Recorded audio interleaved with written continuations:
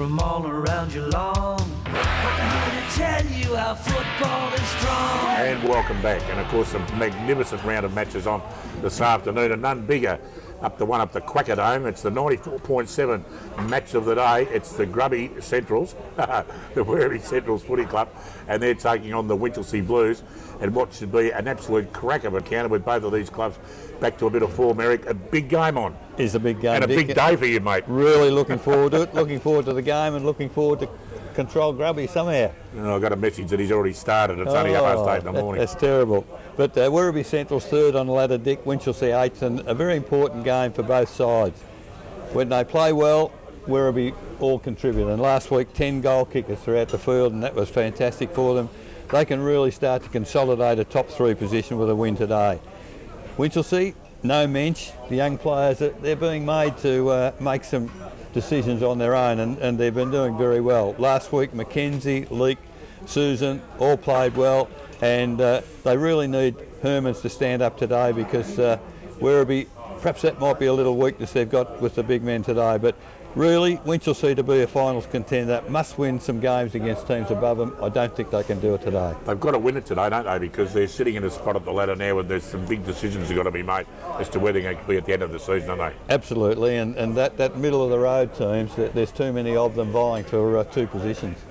Okay, out of Footrot Flats, it's the Anarchy Roos who played a magnificent game against the North Geelong Magpies last week.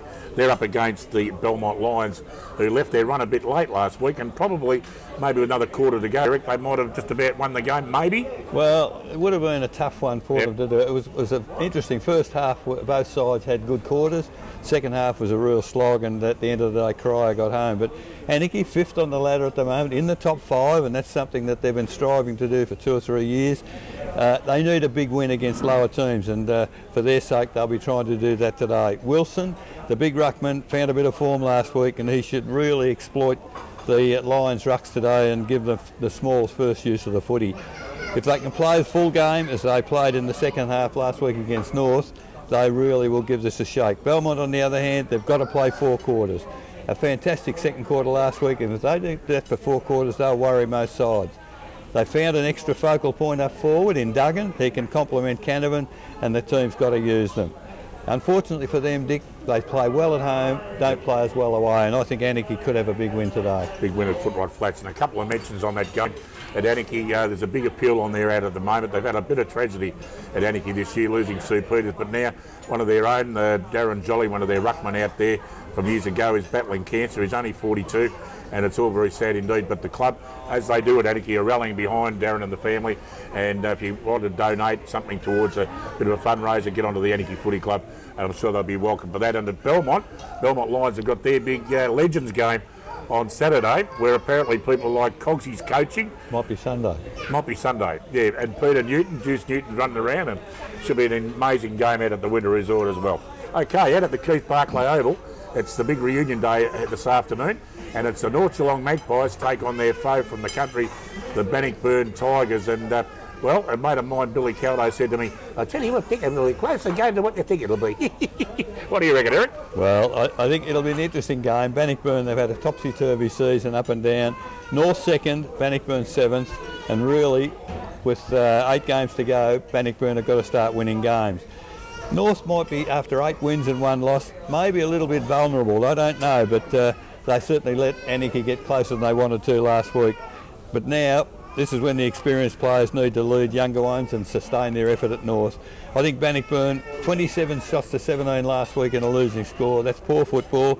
Their inconsistent form will probably cost them a final spot. I think a big win for North today. Well, we hope so, because it'll be a massive crowd out there at the Keith Barclay Oval this afternoon. Out at the Crier Devils Playground, well, they take on the East Geelong Eagles, and talk about a season-defining game for both of these clubs. They've really got to put something in this game, don't they? They certainly do, and it would appear to me that East Geelong are on the way back without any doubt.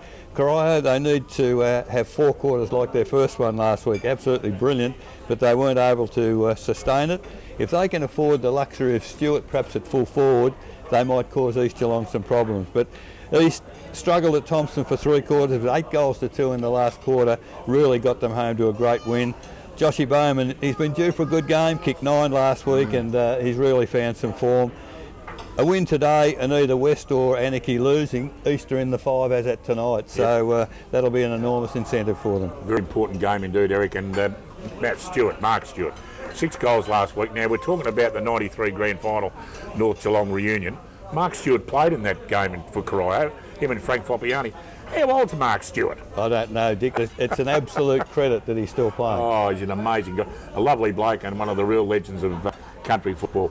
The Giant Killers, we nearly call them, out at Inverleith. They got very close to the Belpost Hill Panthers, and they take on the Violet Crumbles, the Tommy Tigers, out at Inverleith. Well, the way they played against Belpost Hill last week, and they get a start, they just might have their first win of the season, Eric. Well, it's not beyond the realms, Dick, because Thompson are having a very ordinary season, and as you said, Inverleith at half-time last week in front of Belpost Hill. I would have thought Brent Gergich would have had quite a few words to say, but they weren't able to sustain it in the second half. They've got a chance today because they're at home and they play better football there. Thompson, the poor start they've had to the season may haunt them for this year, and I think they're in real trouble to make the top 5. Their last quarter fade out costly last week, and they need 4 quarters today. Look, I think it'll be touch and go. Inverleith, a real chance to win their first game. Unbelievable, Eric. Johnny Mitchell, not the mayor anymore. Thompson struggling. Is there a sign there somewhere? Certainly looks to be. Certainly looks to be. Okay, and the last game on this afternoon, it's out at the Church Street Oval. It's the Geelong West Cheetahs taking on the all-conquering Poppers Panthers, the Belpost Hill Footy Club undefeated. Can you see that changing this afternoon, Eric? No, I don't think I can, Dick, but I think West really need to establish them. Lost a good game against North a couple of weeks ago. They've got the top side today. They're going to have to play 4 quarters. It is a real test for them. They're hoping that Belpost Hill, perhaps a bit like North, a mid-season slump, but I can't see it happening.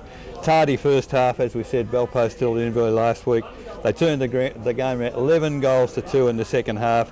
I'm sure they won't take West too lightly. They want to keep the contenders below them. I think Belpost, another good, strong win today. Yeah, it should be a magnificent game indeed. And not only, as I said, Belpost Hill maybe showed some flaws last week, but sometimes when the chips are down, the big clubs come back in with a big force the week after. Well, Eric, have a wonderful afternoon up at the Quacker Dome and keep the little fella under control, for goodness sake. I will certainly try hard, Dick. Might be a big job. Oh, unbelievable. But yes, the little fella with his big reunion up there at Werribee Centrals, and of course another big reunion out at the Anarchy Footy Club at Footrot Flats this afternoon as well, and of course at North Geelong. So there's reunions all over the shop this weekend and this afternoon. Be fantastic indeed. Thanks again for your company again on the Footy Show this morning. We've really enjoyed it. Stay tuned for Daryl Pittman and the boys for the Footy Show coming up straight after this. Enjoy your footy this afternoon. Hope your team wins. Thanks for your company and bye for now. I'm here to tell you how football is strong.